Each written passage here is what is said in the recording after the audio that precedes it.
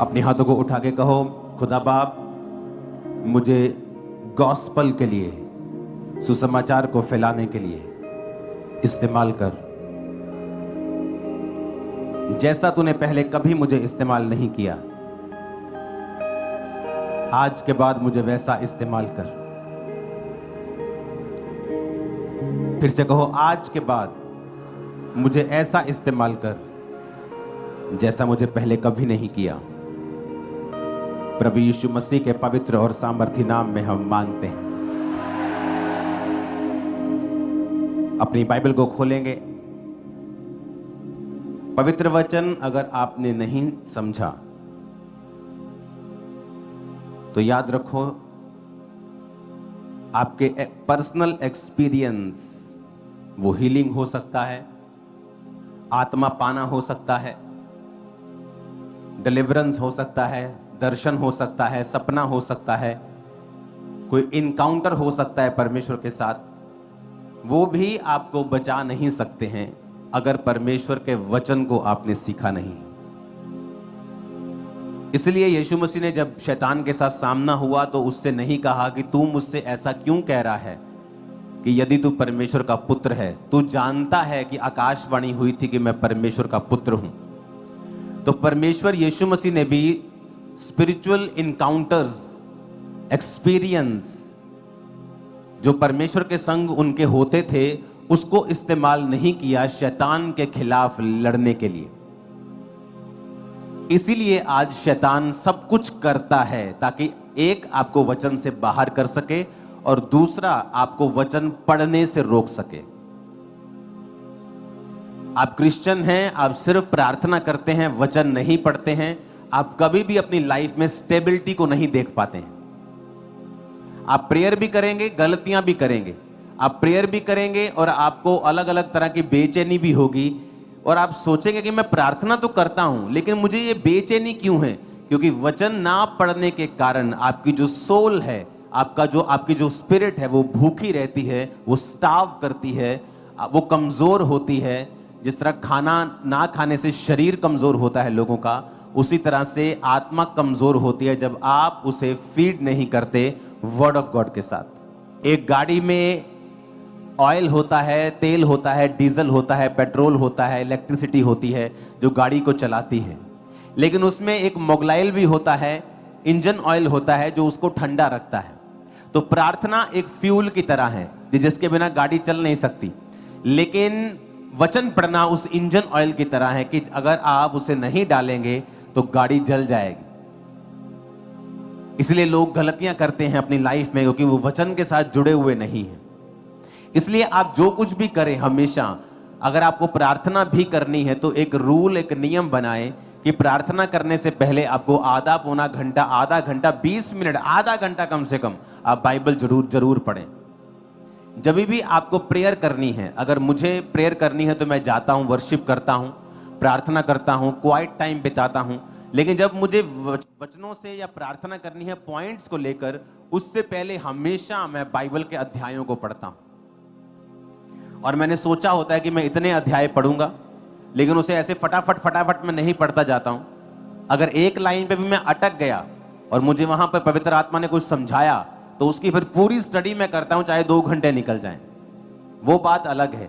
लेकिन एक खास अध्यायों को पढ़ के कि मुझे 5 अध्याय पढ़ने हैं या मुझे 10 अध्याय पढ़ने हैं, उसके बाद ही मैं हमेशा पॉइंट्स के साथ प्रार्थना करता हूं। क्योंकि आपको ये समझ होनी चाहिए कि जिस तरह शारीरिक समझ है लोगों को कि कौन सी चीज किस समय पे खानी चाहिए।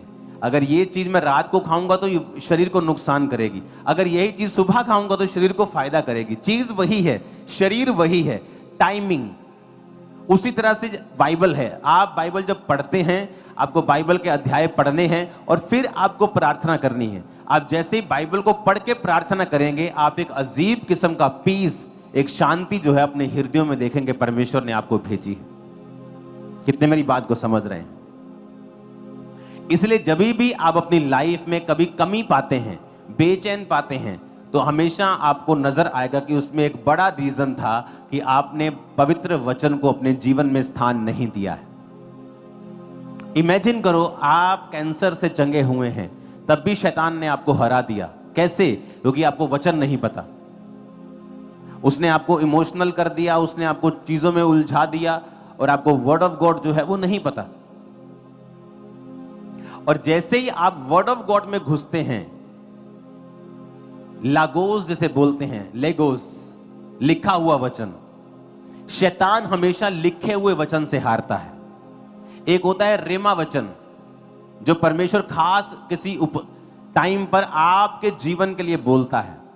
वो शैतान को हराने के लिए नहीं होता, वो परमेश्वर ने आपको किसी डिलीवरेंस के लिए, कोई हीलिंग के लिए, किसी मिशन को देने के लिए, आपकी लाइफ में कुछ करने के लिए वो आपको देता है। जिस तरह पतरस को परमेश्वर ने कहा, पतरस ने कहा प्रभु अगर तू ही पानी पे चल रहा है तो मुझे आज्ञा दे। तो परमेश्वर ने कहा हाँ पतरस आ जा, ये कौन लड़का घूम रहा है बीच में और तेज तेज चल रहा है, इसको रोको प्लीज, बिना चले फिरे। हालेलुया। आपको ये बात समझ आनी चाहिए कि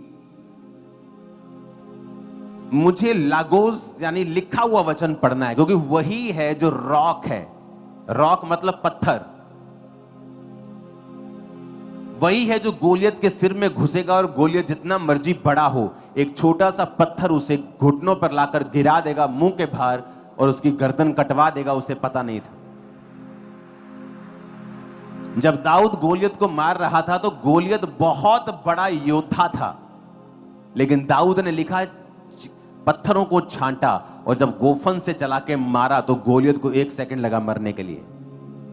आपको एक बार लगता है ओ शैतान देखो ये बड़े बड़े जबरदस्त हैं जी, ये तो एक पत्थर की मार है। वो वचन में घुस जाओ, आपके कदमों के नीचे गोलियत होगा। वचन से हारेंगे, जब भी शैतान और शैतानी एजेंट हारेंगे, वचन से हारेंगे। ये टाइम है वर्ड ऑफ गॉड में जाने का, पूरी तरह से अपने पवित्र वचन को पढ़ने का। ये आपका डिफेंस है, ये मेरा डिफेंस है। गोलियत हंसा, कहता तू क्या कर लेगा, तुझे दिखता नहीं मैं कितना बड़ा योद्धा हूं। उसने कहा तू अपनी तलवार के बल से मेरे पास आया, भाले के बल से आया है, लेकिन मैं तलवारों और भालों के बल से नहीं चलने वाला, मैं यहोवा के नाम से तेरे सामने आता हूं। और लिखा जैसे ही उसने गोफन चलाया उसके माथे में वो घुसा और एक बड़ा दैत्य गिर गया और मर गया। ये विक्ट्री थी अगर आप वर्ड के साथ जुड़े हुए हैं तो, क्योंकि जैसा जैसा आप वचन पढ़ेंगे आपका भरोसा परमेश्वर के ऊपर बढ़ता जाएगा। लिखा विश्वास सुनने से और सुनना मसीह के वचनों से। आप जैसे ही मसीह के वचनों को आप सुनेंगे आपके अंदर फेथ पैदा होता है। वो फेथ वो होता है जो और किसी चीज से पैदा नहीं होता, वो सिर्फ आपका वचन सुनने से ही आता है आपकी लाइफ में। वो वचन चाहे आप गवाही के रूप में सुन रहे हैं, चाहे वो आप यहां पर सुन रहे हैं, लेकिन आपको वचन के साथ जुड़ना होगा अगर आप शैतान को हारता हुआ देखना चाहते हैं तो। इसलिए आप नोटिस करेंगे कि बाइबल पढ़ने वक्त शैतान नहीं चाहता बाइबल पढ़ें, वो चाहता आप अलग अलग तरह के कामों में घिरे रहें, चिंताओं में घिरे रहें, चीजों में घिरे रहें। आप इसमें सालों गुजार देंगे और सडनली देन यू रियलाइज ओहो मैं बाइबल पढ़ना शुरू करता हूं। जैसे आप बाइबल पढ़ेंगे आप देखेंगे कि सब कुछ वैसे ही चल रहा है, शैतान वैसे ही बकबक कर रहा है, पर अब आपको फील नहीं हो रहा, क्योंकि आपकी शांति परमेश्वर के वचन के ऊपर पढ़ने से और निर्भर करने से होती है। कितने मेरी बात को समझ रहे हैं? और वर्ड ही है जो आपको बचाएगा, वर्ड ही है जो डिफेंस है, वर्ड ही है जो शैतान को हराता है। हालेलुया। जब आपको वचन पता होता है कि क्या होता है, जब आप अलग अलग तरह की चीजों में पढ़ते हैं, आप वचन को जानते हैं, अगर आपको पता होता है ओके निर्गमन 1 उसकी 7 आयत में लिखा है, परंतु इज़राइल की संतान फूलने फलने लगी और वे लोग अत्यंत सामर्थी बनते चले गए और इतना बढ़ गए कि सारा देश उनसे भर गया। मिस्र में एक नया राजा गद्दी पर बैठा जो यूसुफ को नहीं जानता था। उसने अपनी प्रजा से कहा, देखो इजरायली हमसे गिनती और सामर्थ में अधिक बढ़ गए हैं। इसलिए आओ हम उनके साथ बुद्धिमानी से बर्ताव करें, कहीं ऐसा ना हो कि वो बहुत बढ़ जाएं और अगर लड़ाई का समय आ जाए तो हमारे बैरियों के साथ मिलकर हमसे लड़ें और हम इस देश से निकल जाएं। इसलिए उन पर बेगारी करने वालों को नियुक्त किया गया और उन्हें उन पर भार डाल डालकर उनको वो दुख दिया करें। उन्होंने फिरौन के लिए पितोम और रामसेस नामक भंडार वाले नगरों को बनाया। ऊंची आवाज में कहो हालेलुया।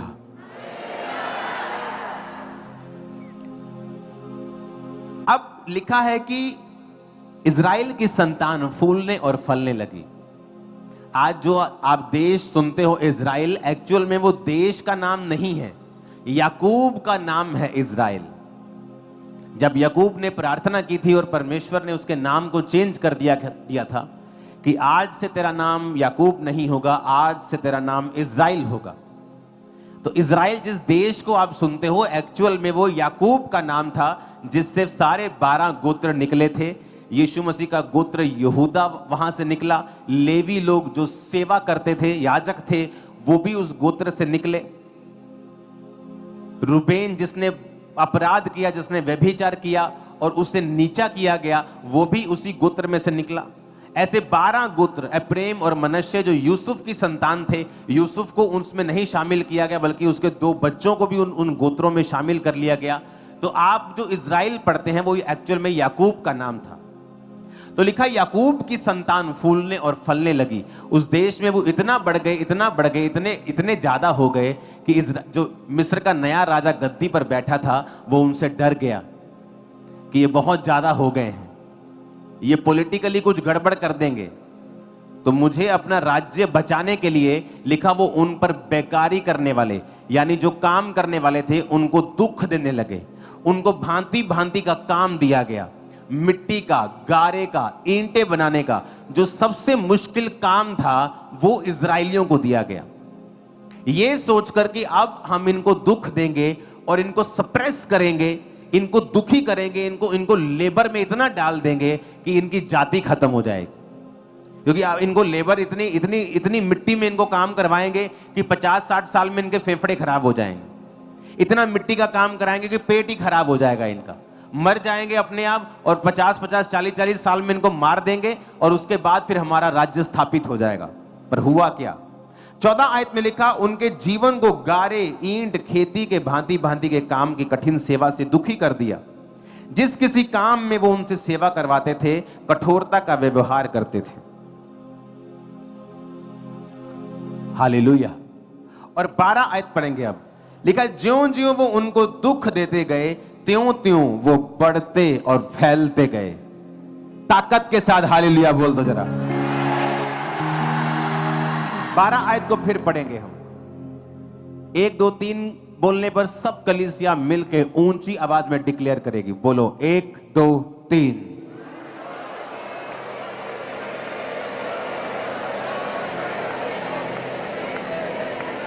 हालेलुया। क्या लिखा वचन में? कहता उल्टा हुआ। उन्होंने सोचा था कि हम इनको दुख देंगे, ये बीमार हो जाएंगे, स्ट्रेस में चले जाएंगे। पर भाई साहब, यीशु की कौम स्ट्रेस में रहने वाली नहीं, ये अलग है। हालेलुया।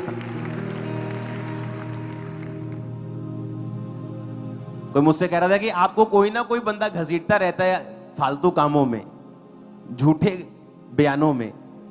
मैंने कहा मैं तो फुल टाइम इस काम में हूं, मुझे क्या फर्क पड़ता है, मैं तो फुल टाइम सेवक हूं, मेरा तो काम ही ये है, गॉस्पल को देना, सुसमाचार को देना। मेरा एक ही काम है आज दुनिया में, परमेश्वर के काम को करना। तो मुझे कोई फर्क नहीं।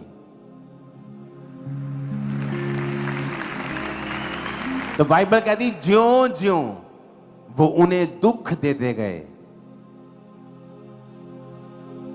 त्यों त्यों वो बढ़ते और फैलते। उन्होंने तो प्रोग्राम बनाया कि इनको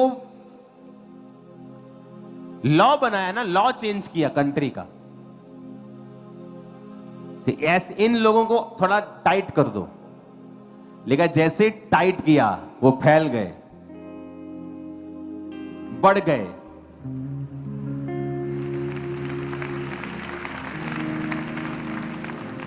और आप आगे आगे देखो कितने लॉ चेंज किए गए कि लड़का हो तो इनका मार देना, लड़की जीवित रख लेना, तब भी परमेश्वर उनको बचाता गया। फिर मूसा पैदा हुआ।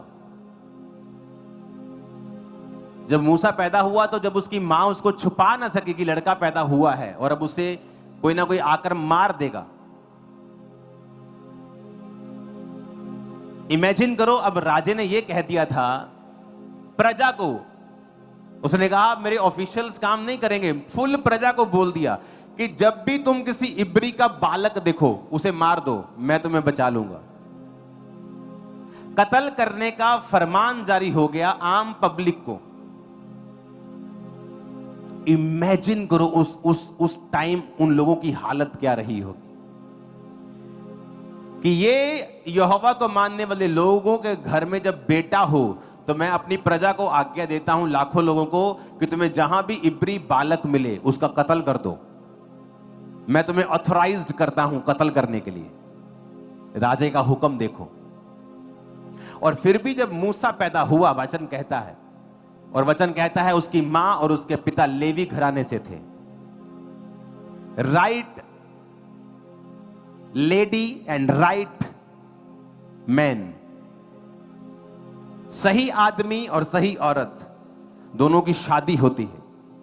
और जब सही कुछ होगा तो लिखा परमेश्वर ने उनको मूसा दिया।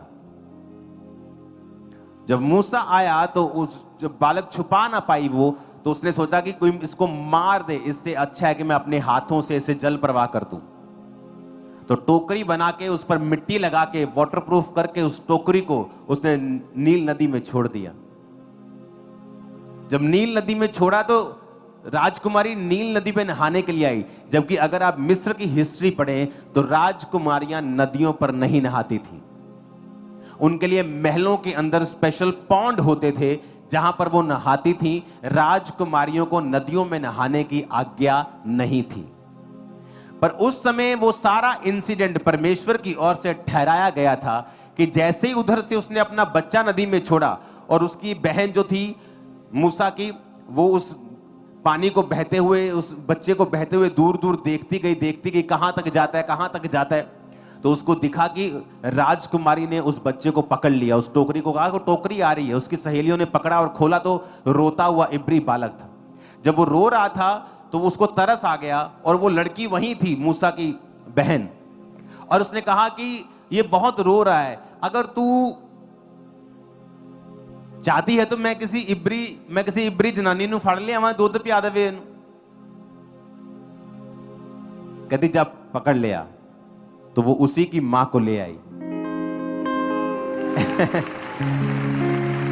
और सुनो, उसी की मां को वो ले आई और उसकी मां को वो कहती, वो रानी की, जा और इसको दूध पिला, जब बड़ा हो जाएगा तो मुझे दे देना। वचन कहता है कि उसको पालने के, मूसा की मां को अपने बच्चे को पालने के पैसे भी मिलते रहे।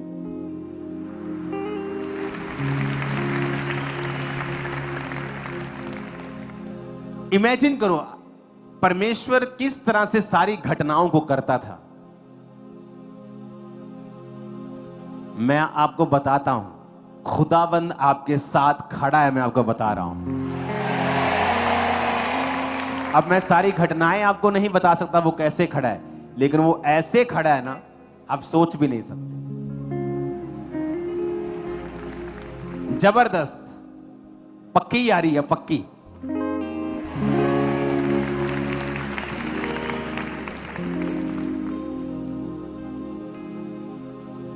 वो जवानी में होते ना, मेरे पक्के पक्के यार थे कुछ, उनको कुछ बोल देना कि उसने कुछ ऐसा कहा, चल चलिए अपन हुणे चलिए, चल। पक्की यारी, जीसस के इस कलीसिया से पक्की है यारी, बहुत पक्की, जबरदस्त पक्की। इमेजिन करो कि वो रानी के दिल को उसने चेंज कर दिया कि जा आज तू नदी पे जाके नहा। और वचन कहता कि वो आई और जब मूसा को उसने दूध पिला के बड़ा करके उसको दिया तो मूसा फिर राजमहल में पलने लगा। राजमहल में पला और राजकुमार बन गया और अगला राजा मूसा था।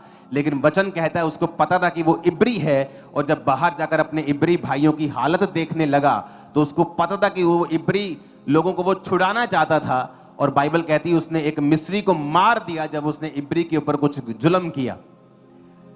और कल को फिर निकला कि इब्री लोग मेरा आदर करेंगे, और दो इब्री आपस में लड़ रहे थे, तो एक ने कहा कि तू हमें क्यों समझा रहा है, जैसे कल तूने एक मिस्री को मार दिया था हमें भी मारना चाहता है।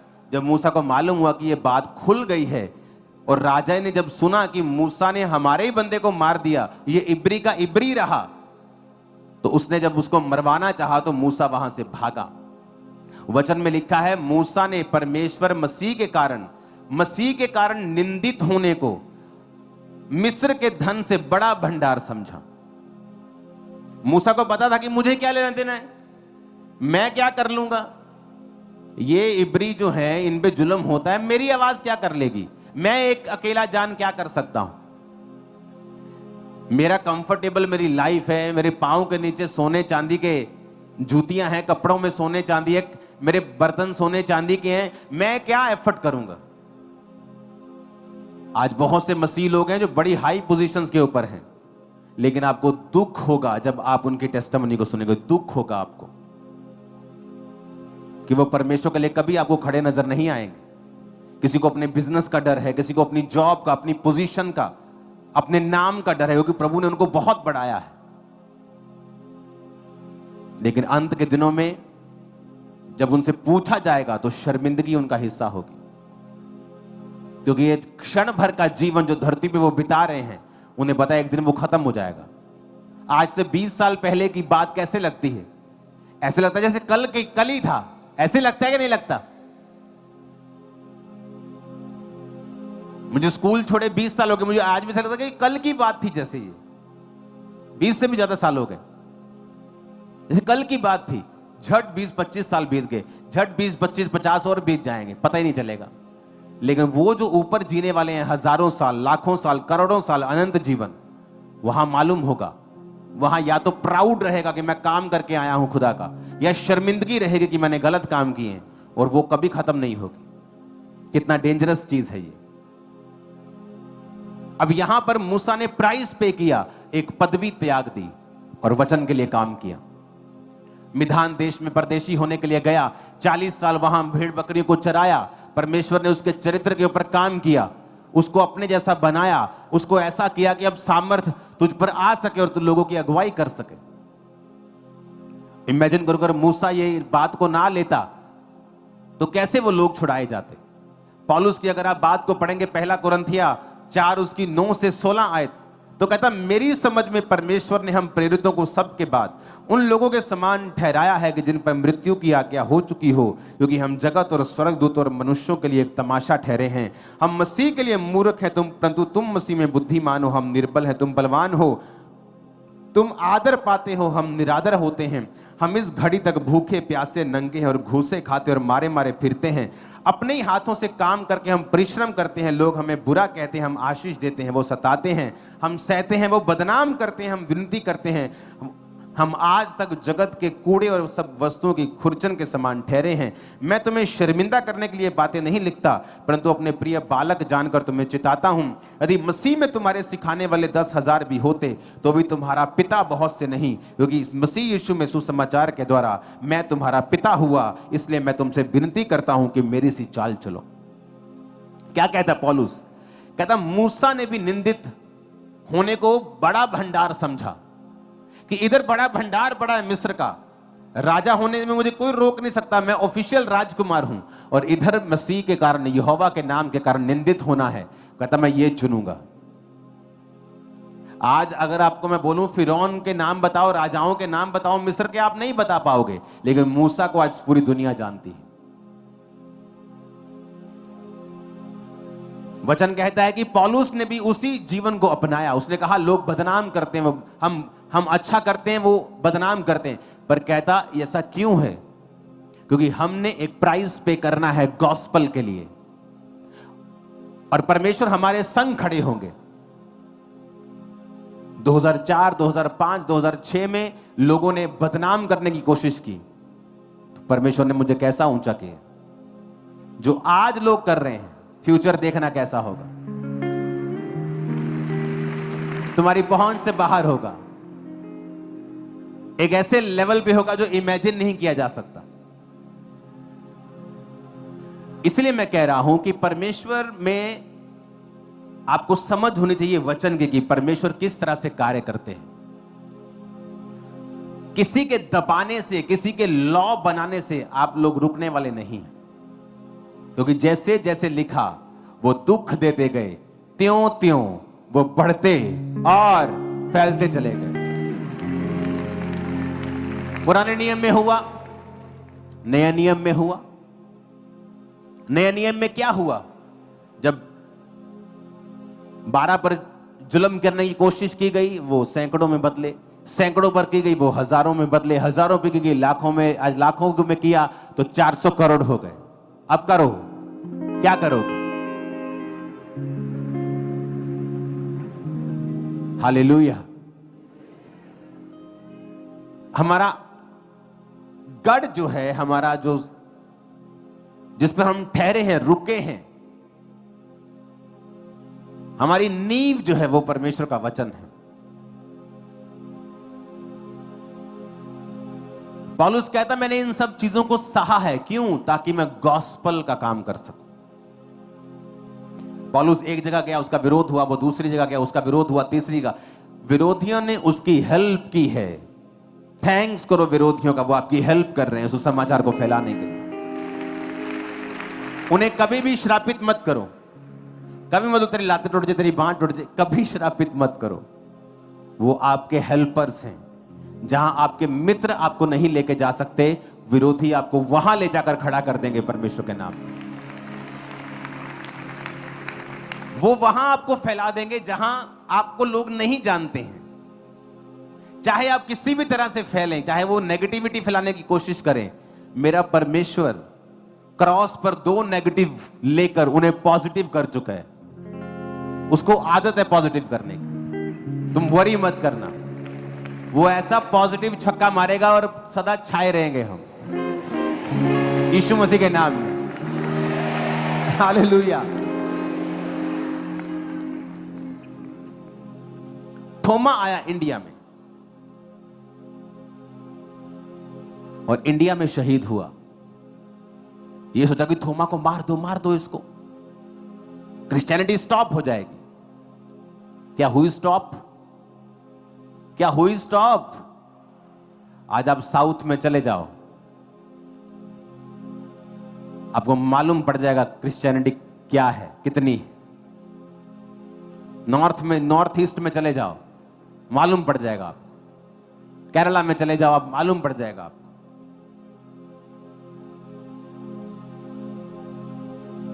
क्रिश्चियनिटी की एक खूबी है, जब एक क्रिश्चियन कट्टर होता है, वो मारने वाला नहीं बनता, मार खाने वाला बन जाता है। ये खूबी है क्रिश्चियनिटी में। लोग बोलते हैं अब ये कट्टर हो गया। कट्टर मतलब अब ये मारे पीटेगा लोगों को। पर क्रिश्चियनिटी में अगर कोई कट्टर हो गया तो समझो वो कबूतर की तरह भोला हो गया, पर सांप की तरह बुद्धिमान भी है। बुद्धिमान है, उसे मालूम है क्या करना है, लेकिन कबूतर की तरह भोला है। कबूतर कभी आपको नुकसान नहीं करता। हमारा लड़ने वाला ये बात मैं एक बार फिर क्लियर कर दूं, खुदावन के लोग जवाब नहीं देते, वो माफ कर देते हैं। लेकिन एक बात कान खोल के सुनना, मैं आत्मा में हूं, खुदा माफ नहीं करता है, ये याद रखना। ये मत सोचना खुदा कुछ नहीं करेगा। खुदा ने कहा तुम माफ करो, पलटा लेना मेरा काम है, मैं बताऊंगा कैसे होता है। जब मैंने परमेश्वर का विरोध किया था, मेरा किसी ने विरोध नहीं किया। जब मैंने प्रभु का विरोध किया, मुझे किसी ने बुरा भला नहीं कहा। लेकिन जो मेरी हालत हुई थी, मैं सुसाइड के इतने करीब था, आप सोच भी नहीं सकते। वो मेंटल टॉर्चर के दिन इतने बुरे थे कि मैंने अपनी लाइफ में ऐसे दिन कभी नहीं देखे थे। कुछ भी खा नहीं सकता था, जैसे ही खाना मेरे सामने आता था इविल स्पिरिट मुझ पे अटैक करता था। तब इविल स्पिरिट नहीं मालूम था कि ये इविल स्पिरिट है, ऐसा लगता था खाना देखकर कोई मेंटली अटैक होते थे। इमेजिन, आप खा नहीं सकते, आप जा नहीं सकते, आप कुछ कर नहीं सकते विरोध करने के कारण। बाइबल कहती परमेश्वर के हाथों में पड़ना भयानक बात है। माफ खुदा के लोगों ने किया है।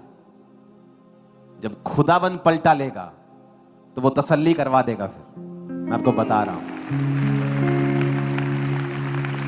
लेकिन वचन यही कहता है कि विरोधियों को माफ करो ताकि एक दिन वो बचाए जा सके। क्योंकि जब परमेश्वर उनको पकड़ लेगा, उन्हें मालूम होगा कि कुछ तो हमने गलत किया है। फिर वो ढूंढेंगे और पड़ताल करेंगे और समझेंगे कि हमारी लाइफ के ऊपर जो कर्ज हैं, जो श्राप हैं, जो चीजें हम फेस कर रहे हैं, वो परमेश्वर हमारे जीवन में कर रहा है। लेकिन उसने तुमको कहा है, मुझको कहा है, हे प्रियो अपना पलटा खुद मत लेना, क्योंकि पलटा लेना मेरा काम है। परमेश्वर के हाथों में पड़ना भयानक बात है, बाइबल कहती है। कलीसिया को यह समझ होनी चाहिए कि यह टाइम प्रेयर करने का, आनंद मनाने का। लिखा उस नगर में बड़ा आनंद छा गया। जिस नगर में विरोध को देखा और वहां पर फिर सुसमाचार फैला, 25 को इस नगर में आनंद ही आनंद होगा इन जीसस ने।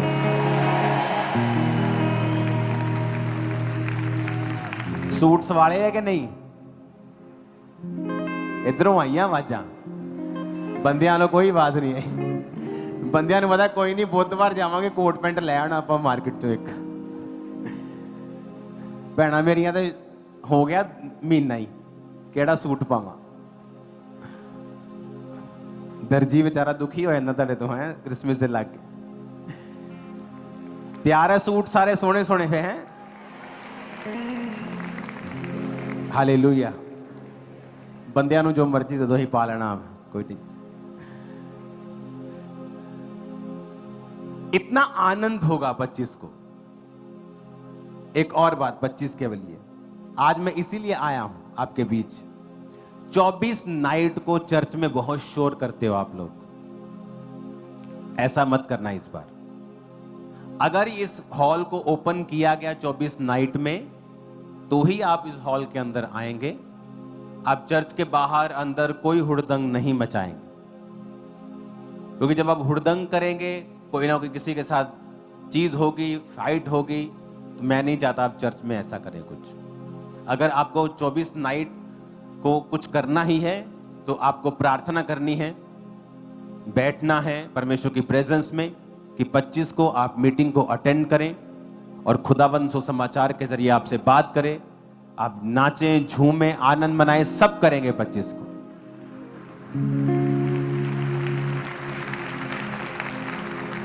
वो एक दो भंगड़े दे स्टेप सीख लो 25 ਲਈ, YouTube खोल के। आमीन। हमेशा दिमाग में रखो कि परमेश्वर की कलीसियाएं कैसे बड़ी हैं। फिर से बोलो उस आयत को फिर से हम पढ़ेंगे, 12 आयत को। 1 2 3 सब पढ़ो।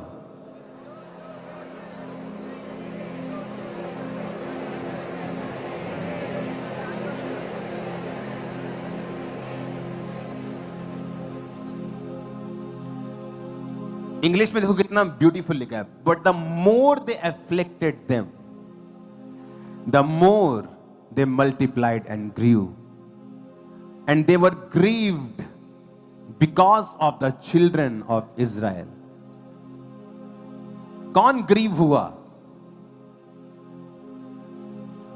डरा कौन? घबराया कौन? जिन पर दुख हो रहा था, को जो दुख दे रहे थे।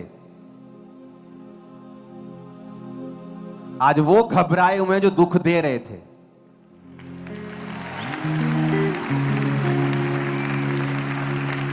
वचन पूरा हुआ कि नहीं हुआ? है कि नहीं जिंदा परमेश्वर हमारा? देखो लिखा है, पर ज्यों ज्यों वो उनको दुख देते गए, त्यों त्यों वो बढ़ते और फैलते चले गए।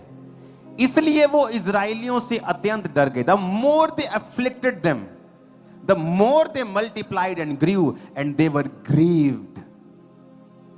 ग्रीव्ड। कौन ग्रीव्ड थे?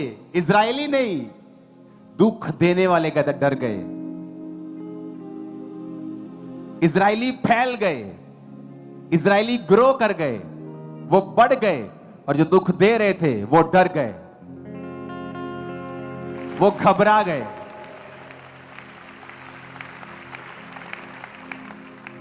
क्योंकि ये काम परमेश्वर का है। इमेजिन करो कि डर कौन रहा है, घबरा कौन रहा है?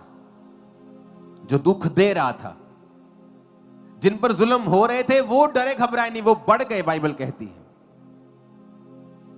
क्योंकि आपका और मेरा परमेश्वर जीवित खुदाबंद, जो बदला नहीं है,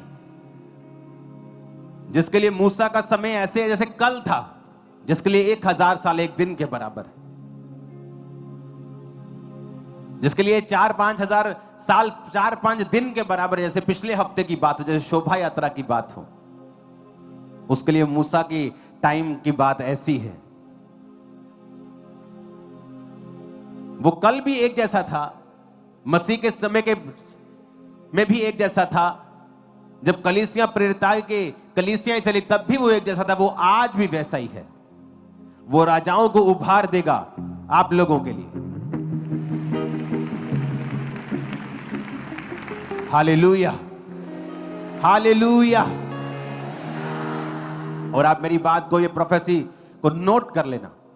पूरी दुनिया से, मैंने आपको एक बात बोली थी, वो तब बोली थी जब वीजाज की लाइन लगी थी, इतना आसान हो रहा था, इतना बल्क में लोग जा रहे थे फॉरेन में। मैंने कहा था फ्यूचर ऐसा नहीं होगा। कहा था कि नहीं कहा था? वेरी टफ फ्यूचर, और टफ होगा। लेकिन मेरी बात आज कान खोल के सुनना, जो क्रिश्चियंस हैं, खुदावंद के लोग, पूरी दुनिया की सरकारें आप पर फेवर करेंगी। मैं आपको बता रहा हूं, पूरा वर्ल्ड मैं आपको बता रहा हूं, क्योंकि परमेश्वर आप पर फेवर करेगा। वो लोगों के हृदयों को, सरकारों के हृदयों को आपके लिए ओपन कर देगा। मैं आपको बता रहा हूं, आप कोई आम नहीं है, आप टू मच स्पेशल हैं खुदा के लिए, आप सोच भी नहीं सकते।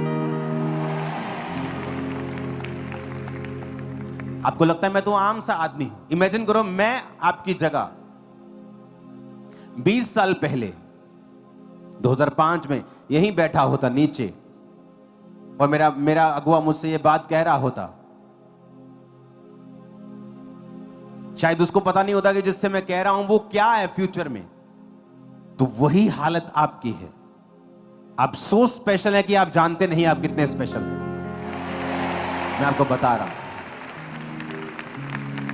आपको ये बात मालूम होनी चाहिए कि खुदा आपके साथ है, वो आपके लिए लड़ रहा है। आप अकेले नहीं हैं, आप टू मच पावरफुल हैं आत्मा में। आप इतने पावरफुल है कि भय नाम की चीज आपकी लाइफ में नहीं होनी चाहिए, क्योंकि वचन कहता है वो उनको दुख देते गए और वो बढ़ते गए, सिर्फ बढ़े ही नहीं, फैलते गए।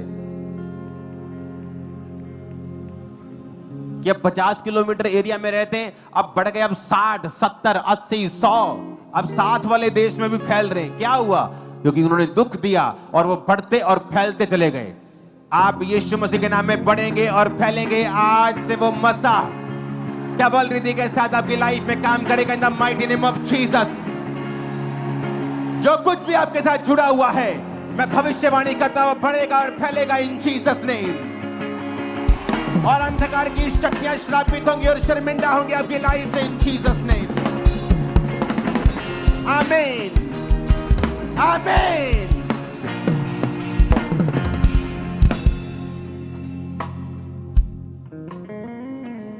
अपने हाथों को उठाओ